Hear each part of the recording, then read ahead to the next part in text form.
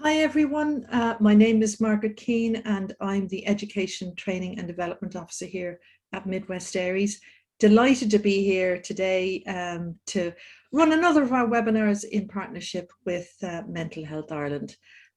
Today we're looking at something again that we really wanted to have a kind of topical subject for this time of the year as we kind of head into winter and obviously the festive season. So we're looking at seasonal change and how it affects our well-being and our mental health. Before I introduce the panelists, I just want to run through a few housekeeping bits and pieces, if that's okay. And I'll just stop sharing the slide there. Yeah, so basically how it's going to work today is as it usually does, we have a panel of lovely people here already to discuss the whole aspect of seasonal change, but we really want to hear from yourselves. And how you do that is by putting a question into the Q&A. There's a little button there right down at the bottom of your screen along with the other little navigation icons. It's called Q&A. So if you'd like to put your question in there and start right from the beginning if there's something on your mind, and I'll put them to the panelists. We also record each session, so you can see we're recording at the minute. And we also use the audio from today's webinar. We actually post it as a podcast on our podcast channel on Anchor FM called the Wellbeing panel. So if this is something you'd like to share with other people, or maybe just re-listen, you know, when you're out and about for a walk, it'll be there for you. So again, just want to say a shout out to anybody who is listening in on Spotify or any of the other listening platforms. So what I will do now, I think, is ask my panelists to just, if they could turn on their videos so we can all see them. And here we go. They're all lovely people. Thanks so much. And I'm going to just ask everybody to introduce themselves.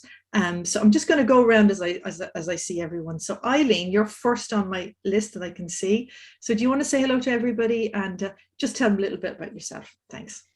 Hey Margaret. Hi everybody. Really looking forward to today's webinar. So it's a really timely topic, and I'm a recovery education facilitator with Midwest ARIES, so just can't wait to hear from everybody, Margaret, and just really looking forward to some questions, and hopefully we can help. Fingers crossed. Thanks, Margaret.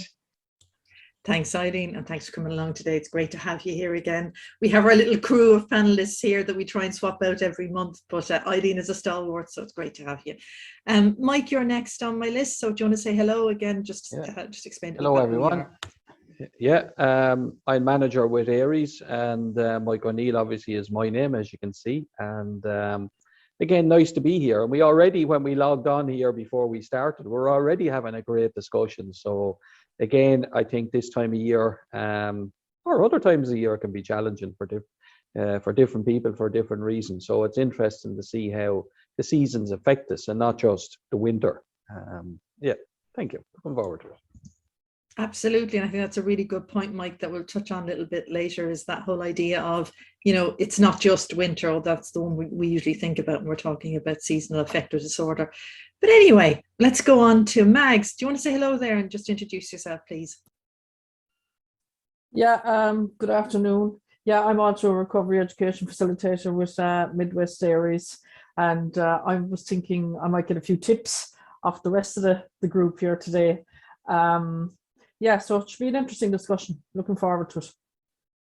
Great stuff, Mags, and thanks for coming again. And I'm in the same position. I'm looking for tips as well. So this is what we do. We listen and we share and we learn from each other. Claire, you're next on my list there. Lovely to have you again. Do you want to just say hello?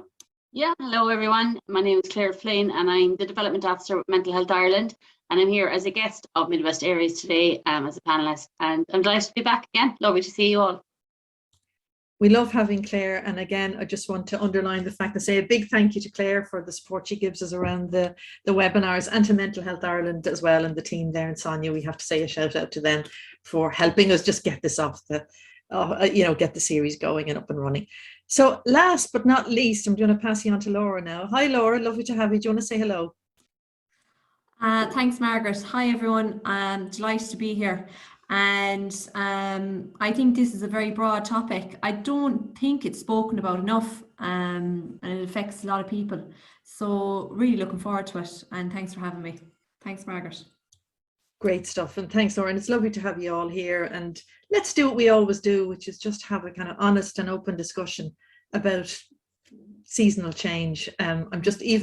It's funny when you live in Ireland, if the season can change in the one day, as we know. This morning it was very grey and dull and rainy, and now the sun is out. It's lovely and blue, and the light's coming in. So it's amazing how even in the course of a day, you can have different mood swings related to the weather.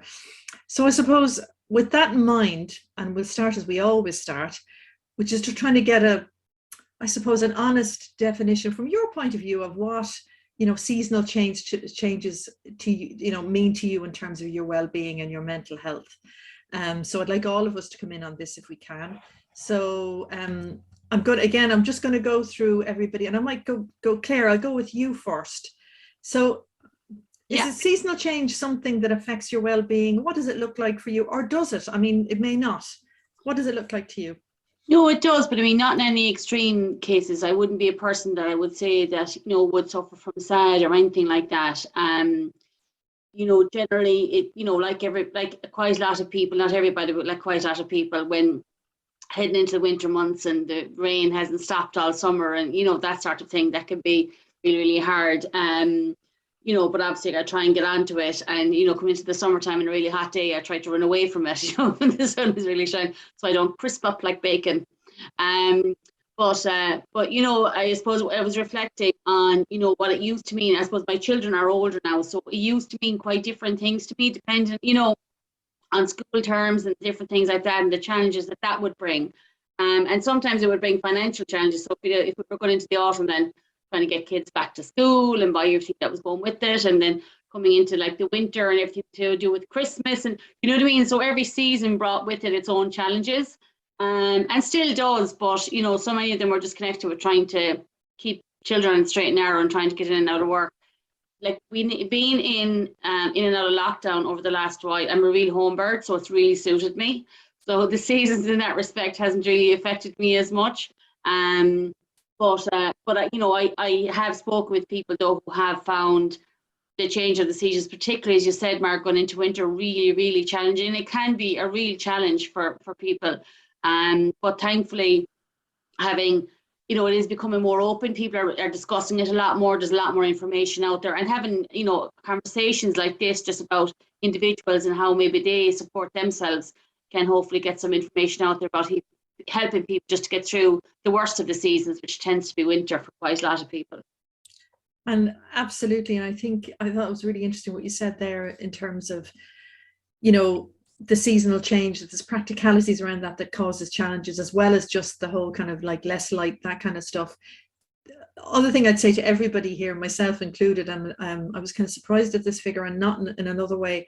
The Irish Times in 2020 had an article in December looking at seasonal affective disorder, and they quoted the HSE saying that 7% of the population actually suffer from seasonal affective disorder. So there's quite specific symptoms around that, and we might look at that shortly. But I'll just move on now in terms of, and again, Mags, I'm going to come to you next. So like, is the seasonal change, does it affect you in any way in terms of mood, or what does it look like for you? Yeah, it would affect. I suppose I actually noticed, and it's just because this was actually coming up, and I was kind of thinking back in the last 4 or 5 weeks, and I would notice that I would start going to bed earlier. You could say it's dark at 5:30, and you're in then for the night, and that's it. So I've noticed that I'm in bed about 9:30, 10 o'clock. But then I've noticed that I'll wake up an awful lot earlier, and I suppose I try and get out when I get up at 6:30 or whatever, 7 o'clock, and try and get out. And the last few mornings have been gorgeous. So you could actually go down the road for a small walk with the flash lamp. So it's been grand, but it's just those, I suppose, it's the dreary ones that are very hard to manage. So yeah, I would have kind of a little plan, all right, for the winter to take my vitamins, because you're not getting, I suppose, you're not getting the sun, you're not getting out.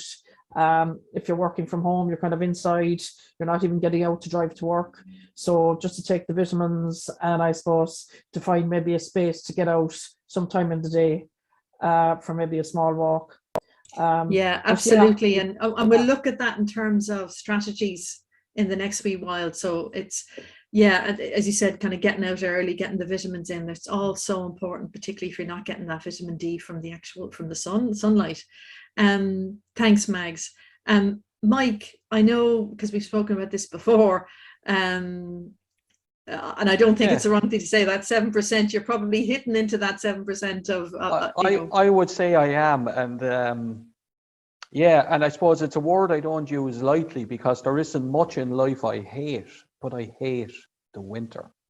It does affect me, and I think even our everyday language, I'm feeling grey, you know, it's kind of, there's a darkness hanging over me. So our language, it's like, so it's the stuff that's there. And what I find a real battle and a trouble to manage, even come the end of August, like, and say, crikey, this is coming. You know, I can feel the anxiety, that feeling of dread that the winter is coming, and it is. For me, it's just awful. And I suppose, and I know we were chatting about this earlier as well, when we look at, you know, well, what's the reason? Like, why is it? You know, and maybe, I suppose, I feel very much connected to nature and the land, and, you know, being present in it, and even gardening. But there's so if we are part of nature, well, maybe that's part of the reason that, like, we're moving into that dormant phase, you know, where I'm looking out here, the windows out the window here, and the leaves are falling on the ground, you know, plants shut down, everything slows down, and it's nature preserving itself until the spring. And maybe on some level we're automatically doing that as well, that we just need to, you know, conserve our energy to get through the winter. And as Mag said, like, kind of the day is actually much shorter. And you know, so it's yeah, I just don't like it. And sometimes for different, so there could be different reasons. For me, it's the winter, but, like, so there could be biological factors. You know, we often hear about the Scandinavian race in particular. The figures would be quite high. Yeah, it's in my blood. My father's mother's family were Swedish, and so maybe it's just too close to home at the moment, and there need to be a few further generations on. That's not about, or then maybe like associations with, like, you know, previous difficulties in people's lives, or associate traumas with different, and it doesn't necessarily mean the winter. So it's that anniversary could be common, like, kind of where people were badly affected, you know, and it becomes, you know, it could be all lumped in under sad, you know, this affected. But I think people do have, are affected in different ways at different times of the year. And I suppose, like, well, my resistance is lower. My coping strategies are impacted in the winter, and that's what I find the challenge, and I find it hard. My energy, again, is shot. You know, so again, I could talk about me forever, but I better give somebody else a chance. And I think you're right there. For me, it's a bit like my energy bars, you know, or the energy levels you ever see in a little, you know, where they're going down. I'm not replenishing that. It's, yeah, I find that really difficult, and lack of light. Like, today is fabulous because the sun is coming in, and I think particularly if you're working, so if you're getting up and you're going to work, you're going in the dark, and you're coming home in the dark. It's really, really difficult. Thanks, Mike. And yeah, a lot of people struggle with that. And again, it's like, the way I read into it is it's a spectrum as well. That, you know, not everybody is going to be really bad with it, and some days you'll have worse days, so it's trying to offset those days, I suppose. Thanks, Mike. Laura, I think we spoke earlier. You have a slightly different view on seasonal affective disorder. I'm dying to hear this, please.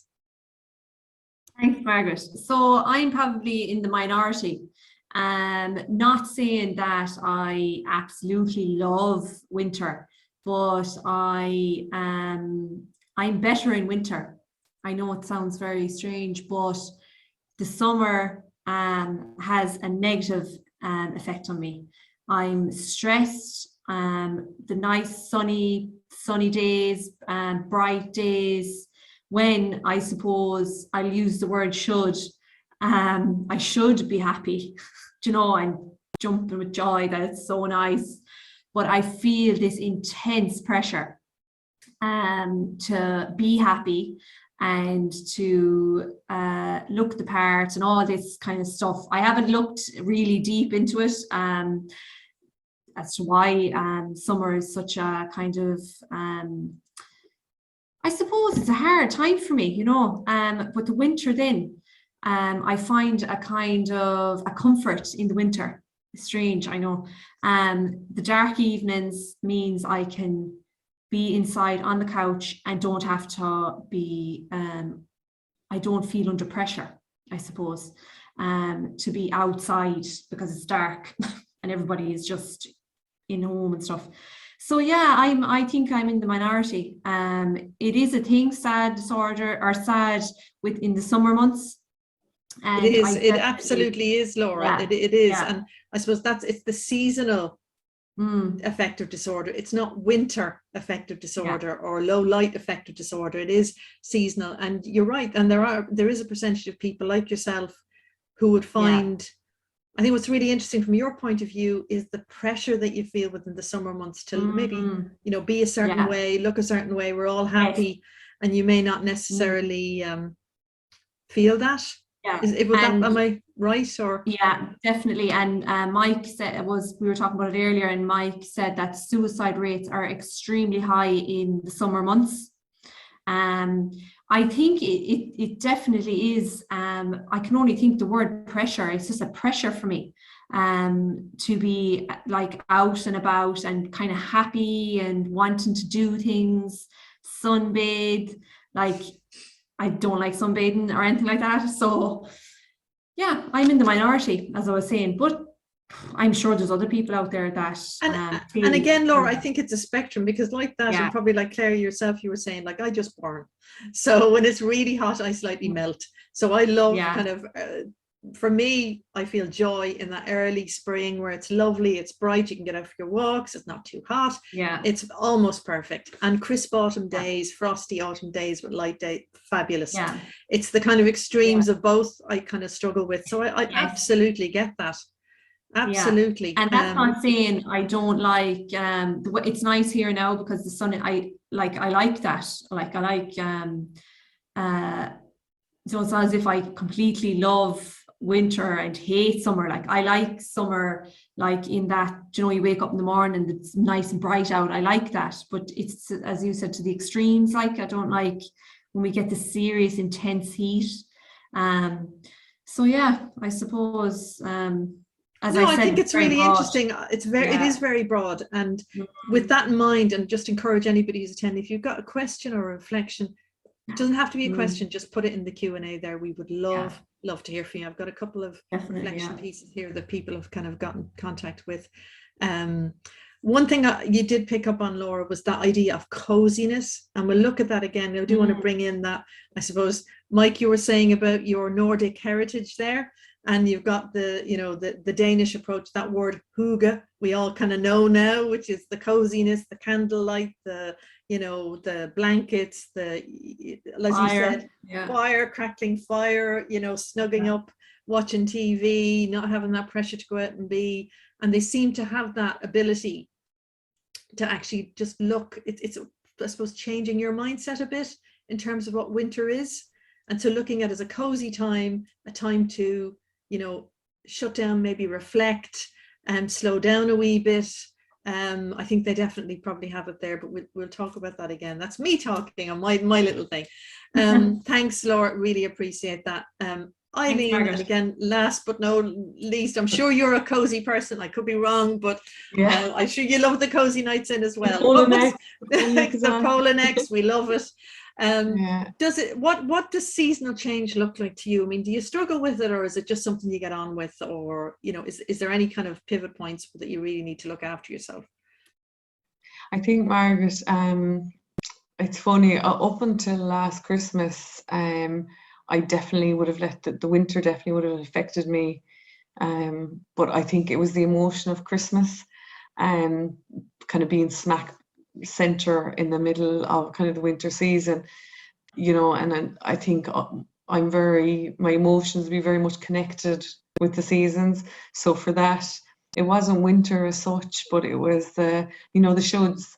You should be happy, and over the years, no more than anyone else, I'm sure the panel or anyone else listening, just when you get older and you have so many losses, I think for me I was tying that up with Christmas, and this idealized idea that, like, there's a big table and there's this, that, and the other. Whereas actually last Christmas, it was bad year the year before, but we just said we're having a day, just changed the name. We didn't say it was Christmas dinner. We just said we're having dinner, and and for that, it just changed the emotion of the day. And we were like, we just watch a film, but there was no big fuss, and we just had dinner, And for me, that's, I suppose, like, we're a year now doing kind of recovery education.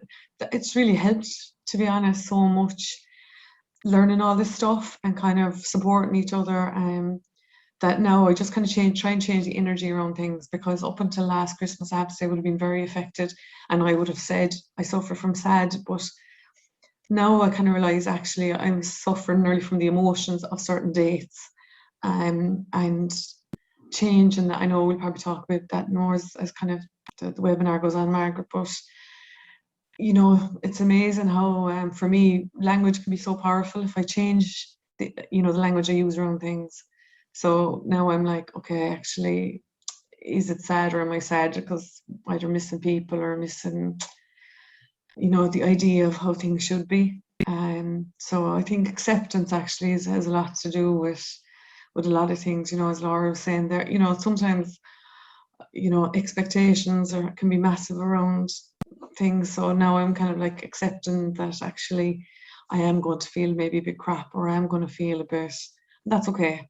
Like, not every day is going to be a good day. So that's what I think is really interesting. Yeah, sorry, Eileen, but what I think is really interesting is that there's a whole range of experiences right here amongst the panel, which probably reflects the general population in terms of how they experience the change in the seasons.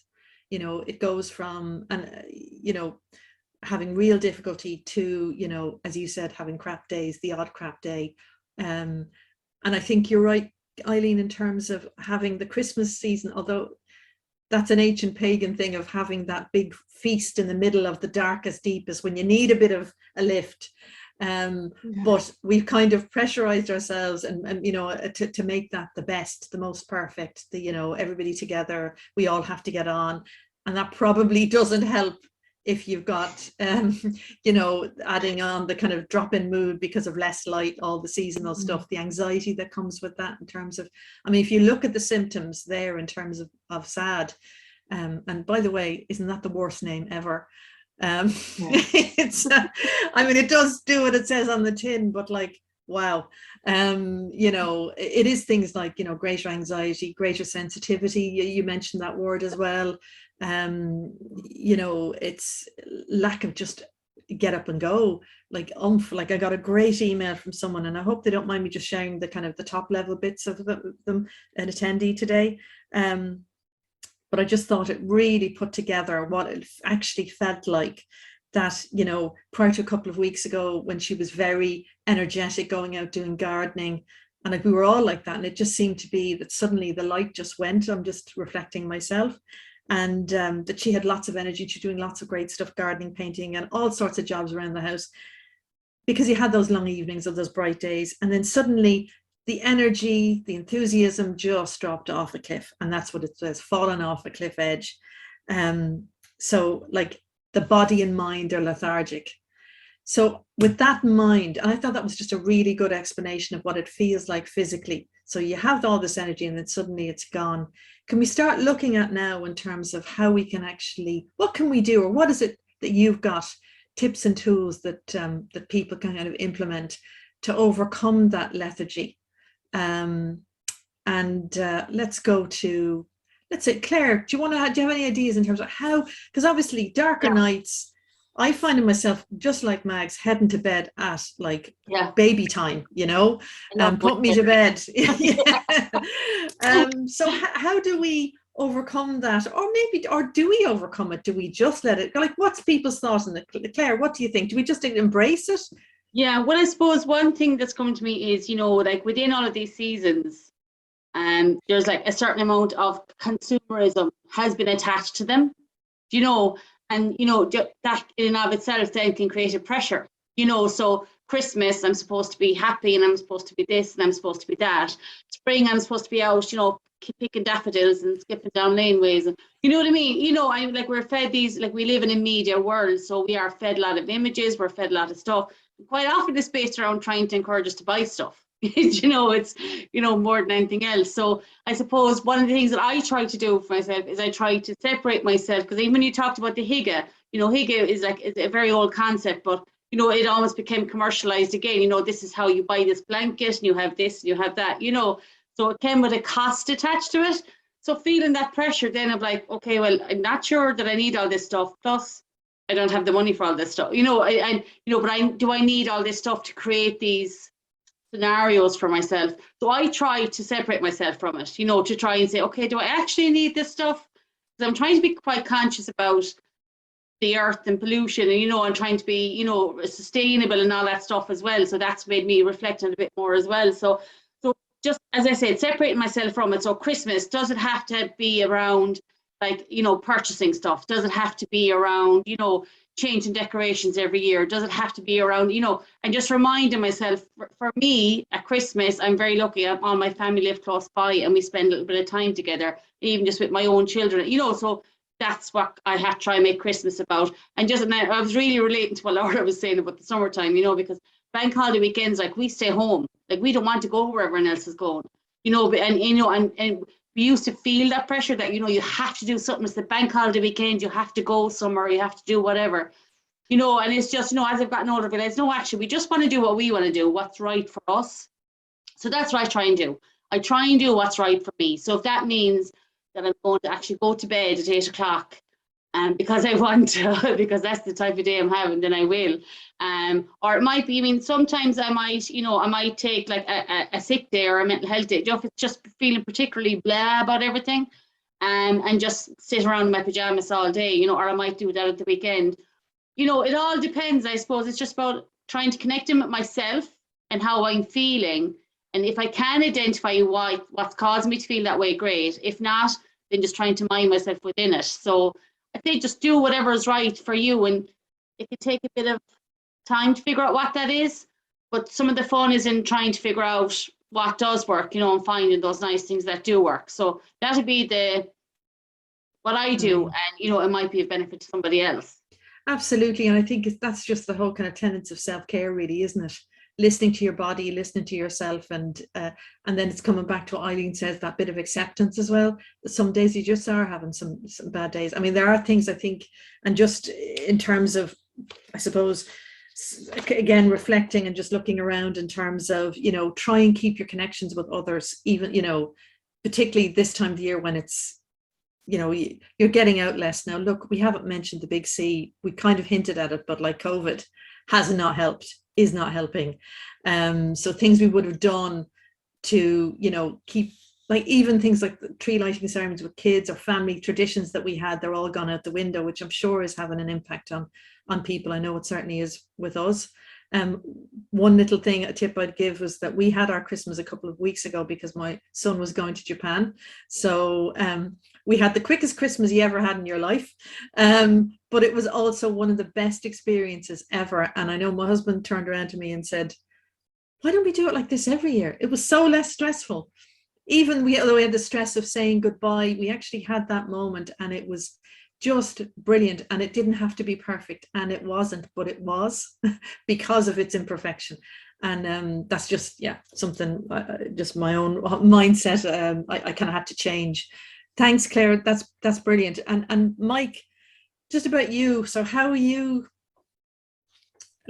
cope with it? Especially like when you're I don't cope. And I suppose, and again, even I was just kind of thinking here, well, why can't I cope? Or why are other people? It's like that email that you got from that person who was saying, I can't do all these things.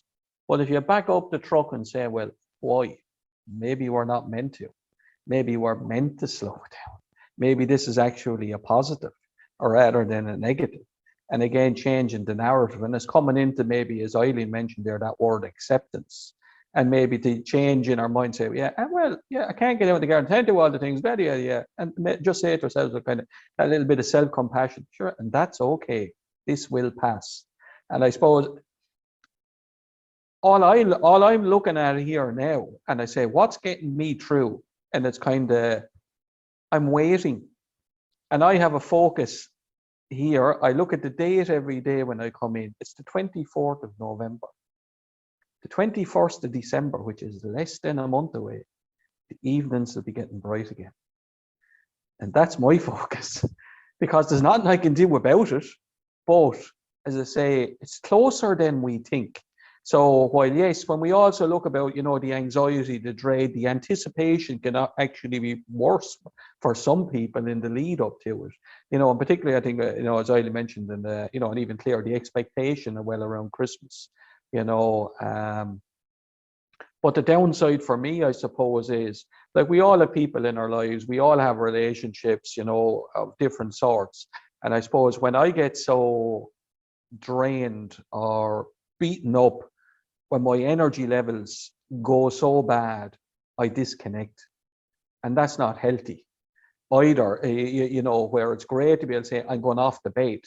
But if anyone has young families or, you have to be present as well. So that's actually a greater challenge.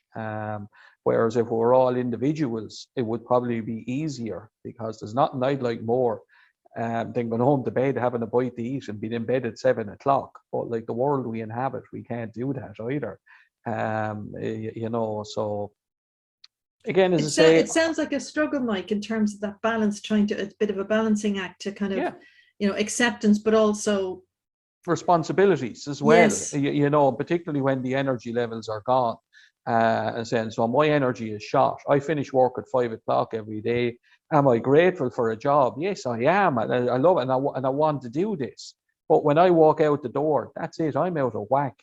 I'll grunt at people when I get home, and again, that's wrong too. But it's the same cycle every year, and I don't know what intervention can change that or break that, other than it's a bit like I would love to hibernate.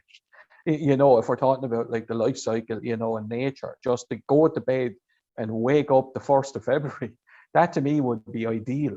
So I suppose we need to be mindful as well.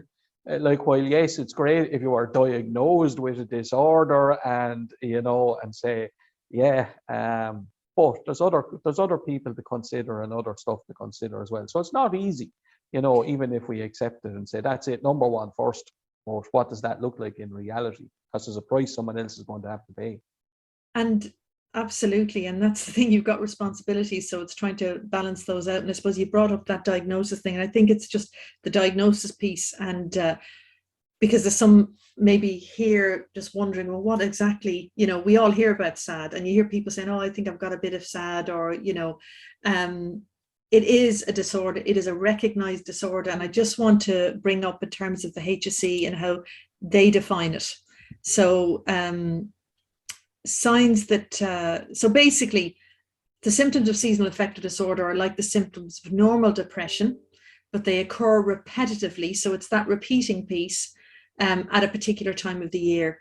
They usually start in the autumn or winter and improve in the spring, but you can also have it at summertime as well. And the nature and severity of it can vary from person to person. And we've seen that as we've just been talking about it. And for some people, it's totally debilitating. And yet for others, it can just be an annoyance or something that's irritating that they kind of fight against. So again, just for yourselves, just to make sure that, that you're hitting it, that like if you need to seek help from your GP, if you need to get some kind of diagnosis.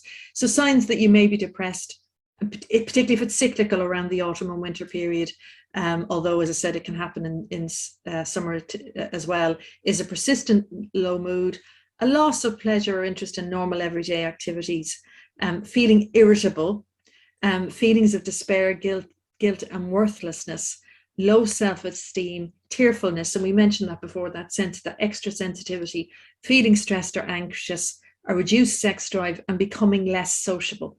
And you know, as you said, Mike, that sociable thing is almost, that lack of connection with is almost built into the period because we're not out there socializing. Add in COVID into that and things get kind of a lot worse. I just wanted to mention that there, and we will be signposting at the end in terms of where you can get that information on seasonal affective disorder. And, you know, if you are really struggling, please do go to your GP. You know, don't sit with it, particularly if it's a cyclical thing. And if the cyclical piece is the thing they're looking for there in terms of SAD. So sorry, I just muted myself. Sorry, Eileen, just in terms of yourself. So what kind of thing, if you're having those feelings, what are you offsetting? Is there are you changing your mindset? Are you changing your behavior? Or how are you managing to maintain it, your happiness throughout this period? Yeah. For me, Margaret, can you hear me? Sorry, you're frozen. Well, yeah, we can hear you can fine. You hear me? Yeah, we can hear you fine. Perfect.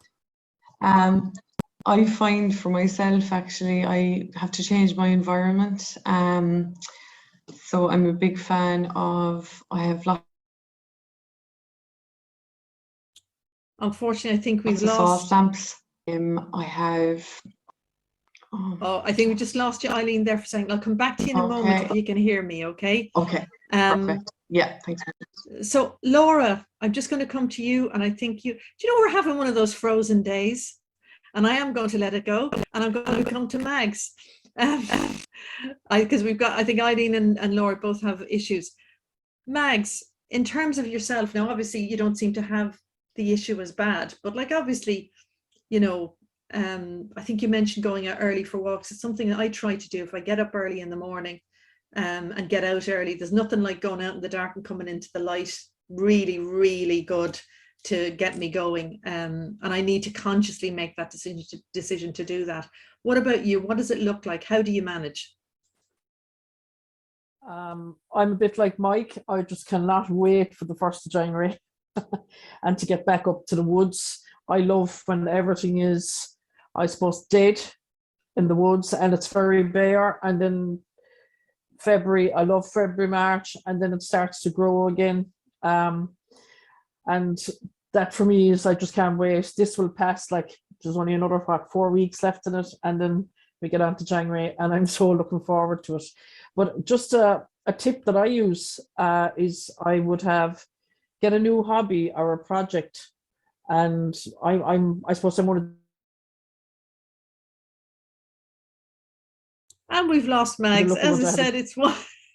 Garage. Thank you to everybody for just a piece of furniture or something like that. Yeah, don't worry. Sorry, Mags, we're crossing over you because you're catching up. And I think I'll just, if I can paraphrase you a little bit, I think you were saying there in terms of getting a hobby or something that gives you, and I think we all know that anyway, in terms of our workshops, one of the key things in terms of even just building resilience year round, and you're supporting your mental health and self-care, is keeping a routine, a good routine. Because I don't know about you, but the chocolate box is whispering to me all the way through the winter. It's saying, come eat me and have a nice cup of tea.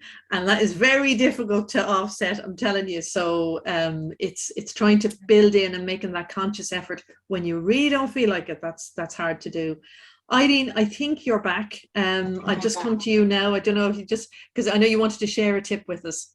Yeah, just I suppose my environment is really important to me. I find in the winter that I love being cozy and lots of light. So I just wanted to show this to everybody, Margaret. It's a little salt lamp, and you can get them most places, but this is an Irish company, saltlamps.ie. But you can actually, because it's, you know, it has a little switch in it, so you can take it around the rooms.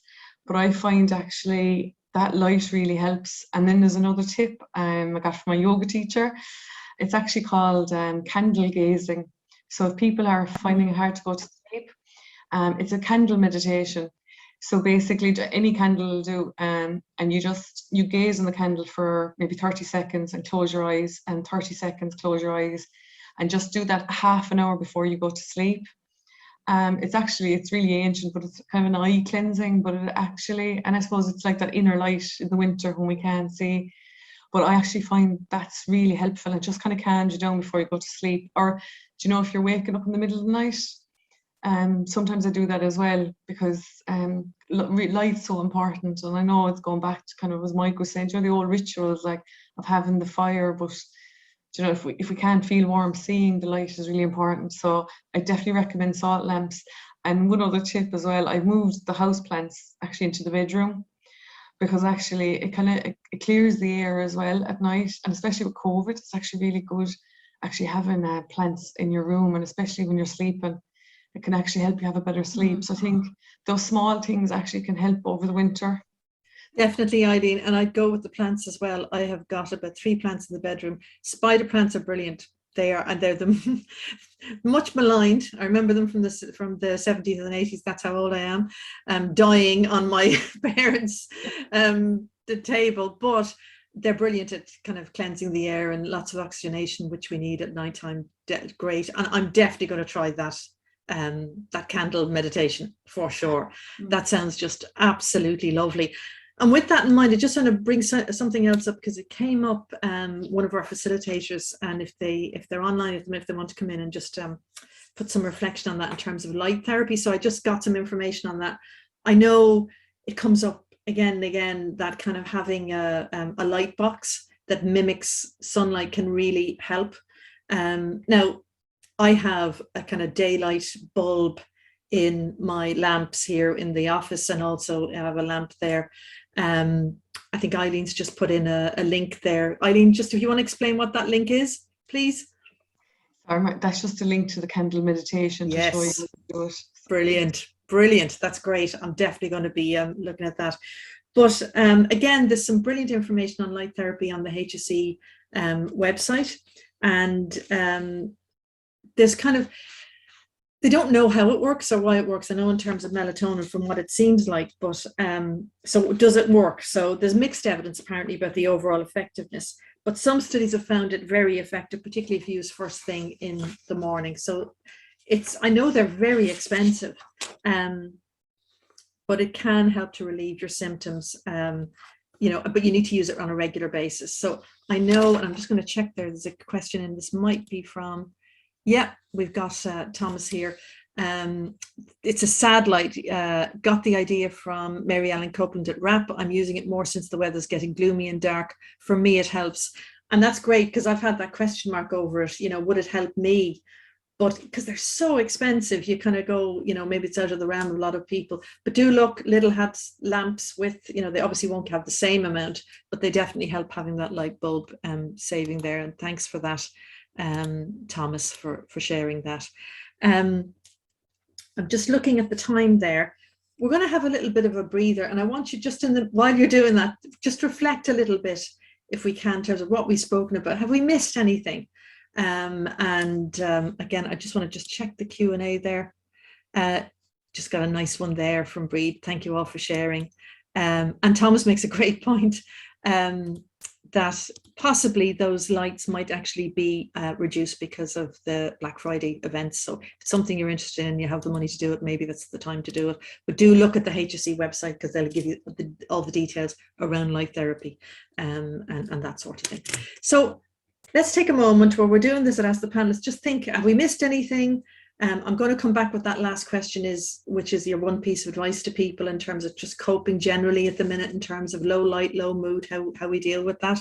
But what we're going to share now is, we do this every time, a little 3-minute meditation. This is by Killian, our peer education training development officer here at Midwest ARIES, and it's all about just dealing with seasonal change. So I'm going to start sharing there. If the panelists could just give thumbs up and just go with the flow with this. Look, I know meditation isn't for everybody, but let's just take a moment together as a group just to think about seasonal change. So if you can give me a thumbs up, guys, just to let me know if you can hear it.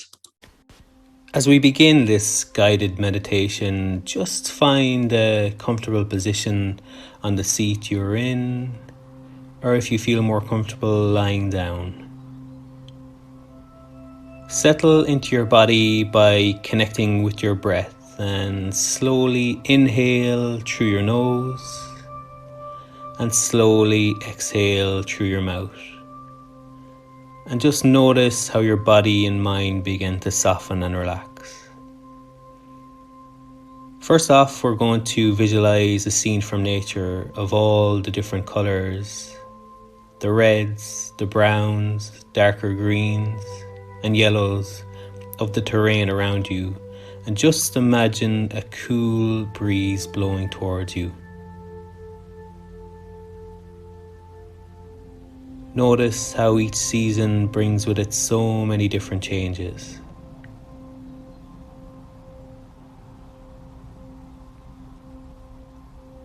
As you prepare for the next few months through these changes of the season, just start to imagine the person you would like to be,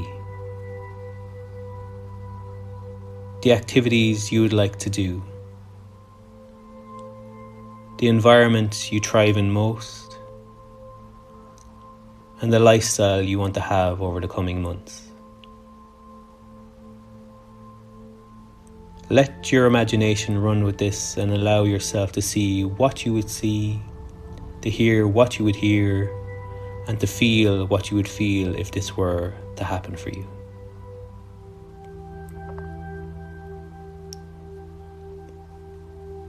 Now I'd like you just to create an internal visual image, or notice a feeling or a sound of how you, your life, and your surroundings could feel like over the next few months.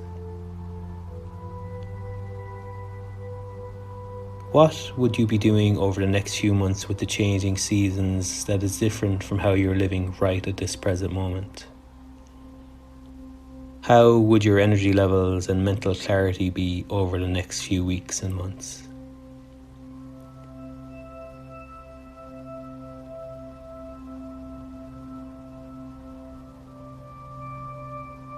Now I'd like you to ask yourself, what action steps do I need to take to feel inspired or motivated to move forward positively? And I'd like you to think about this for a few moments.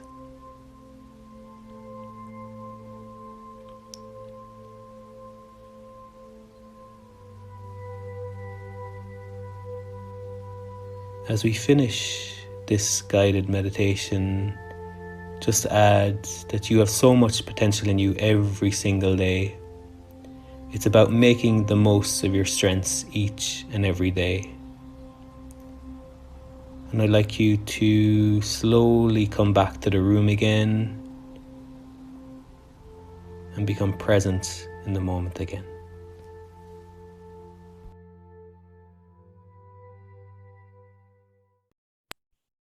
So how's everyone after that? It's a really nice one. It's just like 3 minutes. And I think it just, it's that whole idea of changing your mindset. And what I love about that is looking forward. It is being in the moment, but also, how it's just looking towards the light. And yeah, good one, Killian. I know if he's listening now, I just say I particularly love that one. And thanks for doing that. So if we're all back in the room, and I hope that the attendees enjoyed that as well and went along with it, I just want to come to that kind of one piece, or if you think there's something that we've missed. I know in terms of SAD, and again, I was kind of reflecting this during the break, it does have that kind of reputation that people,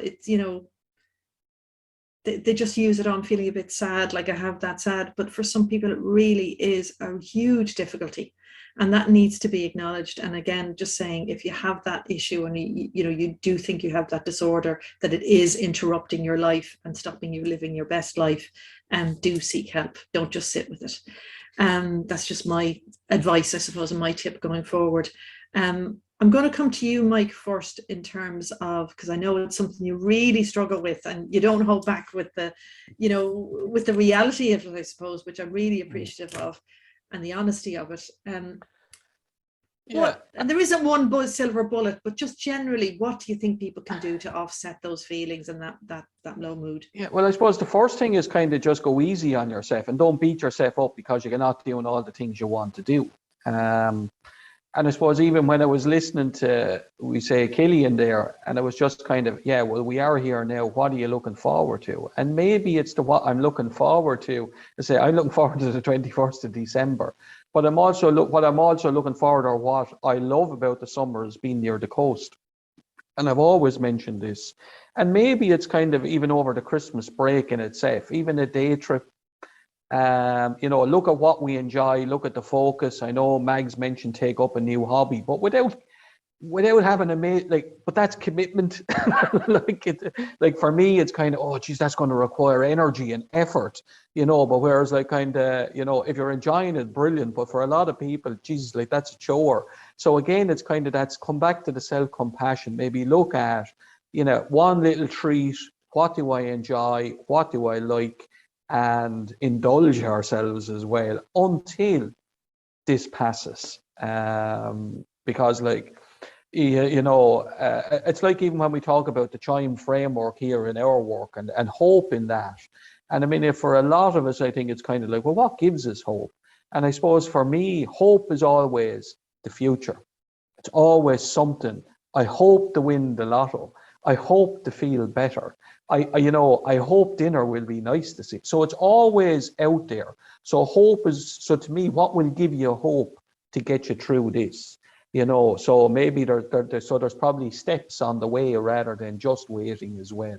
Where, so my end point is, get the springtime, the evenings are getting longer. And, but in the meantime, come back to what Killian was saying, what's the little bit will give me the hope in the meantime, and build on those. Just keep it simple. What do I enjoy?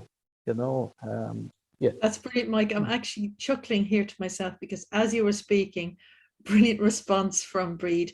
Mike, indulgence. I have just discovered chocolate Kimberley. You're €8 in Dunce right now. I hope to get another tin! Exclamation mark! Exclamation mark! Exclamation mark! Yeah, and don't feel guilty. There's my other top tip. As I say, if I was to look at, well, what's the one benefit of the COVID stone and a bit now at this stage that I've put on? I don't feel the cold as much. So maybe there's something in that as well. That is really changing the mindset, Mike. Yeah. So rather than saying I'm gone all and I'm fat and I'm not exercising, but I'm actually not feeling the cold. So again, if we change, so you could apply that same narrative, so that's kind of, and that's real. I'm not feeling the cold as much. So maybe I'll stay fat forever. Probably not, knowing you, Mike. And actually, just there's some lovely reflections here. Like Mike, I want to hibernate. I think I was a hedgehog in a previous life. Like Laura, I don't enjoy the pressure of summer. Spring and autumn are so much easier.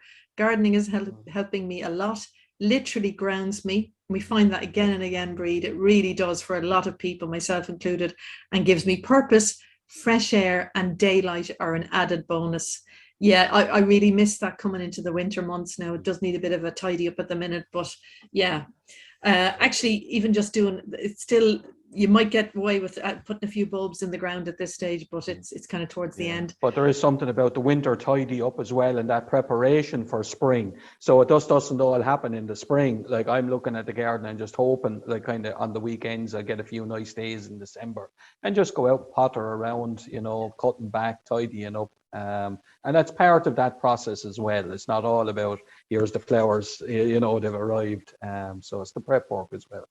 It is, and it's getting ready for absolutely. Again, it's the change in the mindset, isn't it? It really is. Yeah. It's the key to it. And Mags, I found crochet is a great help in the winter. So Mags, there you go. And Eileen, I'll move some plants into my bedroom. So there you go. That's a really practical thing, a really helpful, Eileen. And Margaret, you shared that meditation. We'll have that meditation up on YouTube. We'll have it separately, and we'll send you the link in the learning pack that goes out at the end of the week. So you should have that. I'm glad that you found it useful, and because I certainly did. I think it was lovely. So again, just going around, Mags, I'm just going to come to you next in terms of one piece of advice, or is there something you think we've missed? And we've only got 5 minutes left, so we'll keep it brief. Yeah, I suppose for me, what I did this year is actually I lit the fire in the fireplace. and I haven't lit it for 8 years. And I just decided I had the artificial stove, and I just decided this year I want to light the fire. And I actually find that very comforting in the evening. It's like company. So that's my one piece of advice. If you have a chimney, light a fire. I think it's great. Absolutely, I'd be lost without. We've a stove here, fire, and I'd be lost without it. Even and when it comes to August, I'm looking at it and going, "That's going on." So that's Hygge as in action. Thanks, Mags. Really, just a really great tip. Claire, I don't think I've come to you, and if I have, I apologise. So just again, have we missed anything, or is that one piece of advice you'd give to people? Well, I know food can be great in the winter, and cooking, and I suppose combining maybe a new hobby, like maybe learning a new soup, making a new soup for myself, or, a nice casserole, or, stuff like that. That's really warming and lovely. And it's also, in terms of the gardening, but using what vegetables or whatever are available to you throughout the seasons, because that changes the seasons as well. And it just, because you have root vegetables in the winter, and then in the summer you have the berries, the strawberries and things like that, and tailoring what you're eating maybe to what is available like that can just be a real reminder that the seasons do change, that there is definite dates of when they start and end as well, so you can look forward to that. This too will definitely pass as well. And, I think most people probably have a season that they would say is their preference, whether they like them all or not, but there's probably one that is a preference. And just that, I know that it's cyclical, that it's going to come around again, so, but yeah, food, again, because we're talking about food, and the chocolate and stuff like that, but I love a really nice casserole, or a really lovely pasta dish, or, something like Lovely. that. When are we going to your house, Claire? That's all I'm here. I go, yeah. I know, you just... Then we'll have the chocolate Kimberley, Yum, yum. And I love that seasonal vegetable thing, sustainability. It's a reminder, it's that, yeah. Fabulous. And it feeds into because gardening is a great way to be reminded that the seasons constantly do change, because the garden has, follows the seasons and stuff. So yeah, it's just something that I look forward to, the casseroles and the soups in the winter. Yeah. Gorgeous, one pot wonders, you can't beat them. Just got a message in there from Thomas. So electric blanket and electric blankets and cozy socks. Absolutely, I love that idea of just like, cozy, love it. Laura, I'll just come to you, and again, just if we can, just a little bit brief there. What have we missed? What would you like to say to people that they can do to help themselves? So I think some self-care, and I'd second Mags and Claire on the food aspect of it. Casseroles, I'm a veggie, so nice veggie casseroles, nice veggie shepherd's pie, accept all those. And I think go easy on yourself, and some self-compassion. We're all about self-compassion here at Midwest ARIES, and try and go easy on yourself, and kind of try and leave the pressure, And as Claire was saying as well about all this consumerism, you go in places, even into Pennies or whatever, and the amount of stuff, and it's actually very overwhelming. And you're like, okay, there's pressure. I need all this. You actually don't need all that. So it's trying to kind of, I think, check in with yourself, and self-compassion. Thanks, Laura. I think, and that is it in a nutshell. Eileen, we're very quick. I just want to say a very quick one. And while you're doing that, I'll start sharing the screen. And if you could put the other two links in for me when you're ready. Yeah. No bother. Something really quick, Margaret. I just think, like Mike mentioned, stories, and I just think stories are great. And I think, the author walked through the fields. Anyone help me here? Anyway, but I was just thinking about writing your story, of journaling in the winter, those Alice Taylor. And I think that's a good thing, because it's funny, we bought this cottage, and I found loads of books from the people who used to live here, and it's lovely. And so I started a garden journal, so everything I do I write it, and I thought maybe in 100 years time someone might read that. So, and I think everyone's story is important. So just to write, and something like Mike said, I collected I didn't realize you could kind of bonsai tree, you know, the horse chestnuts. So like I've them now in the glass house, and who knows. But I think it's, you know, it's nice, you know, even if there isn't people in your life, just write your story, because you never know in 100 years' time who'll read it. So I just add that, Margaret. Love that, Eileen. I'm feeling all cozy now and comforting and all gratitude. It's lovely. I'm very grateful. It's lovely, lovely, lovely, lovely. Don't get too excited. Anyway, this is the link there for the HSE information on seasonal affective disorder. Go to it if you've got any questions. It will give you some signposting. We will be sending this link and this slideshow out to you, so don't worry about that if you can't take it down. Also, just a wee reminder just before we finish that in December we're still running our workshops. What we've decided to do is to kind of turn the focus towards looking after our mental health over the festive period. If that's something that you really struggle with, this is probably for you. You can have booked there on Eventbrite, and my email address is there as well. So we would love to have you if that's something you're interested in. And we're looking at everything from managing well-being through to anxiety and family recovery. So, and there's also a bit of self-care in there as well. We just want to say, and because this is the last webinar of this year, how did this happen?